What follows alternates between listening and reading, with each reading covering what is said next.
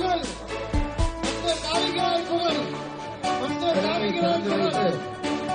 ஆலிங்கநாயர் அவருடைய பெருமையை மேலும் பெருமைப்படுத்தியிருக்கிறார். மாண்புமிகு தமிழ்நாடு முதலமைச்சர் அவர்களுக்கு நாம் அத்தனை பேருடைய சார்பாக மனமார்ந்த நன்றியை இந்த நேரத்திலே நாம் தெரிவித்துக் கொள்ளலாம் என்பதையும், ஒவ்வொரு நேரத்திலையும் அவர் ஆலோசனை சொன்னதற்காகவும் மீண்டும் மீண்டும் தலைவர் அவர்களுக்கு இந்த நேரத்திலே நான் நன்றியை தெரிவித்துக் கொள்கிறேன்.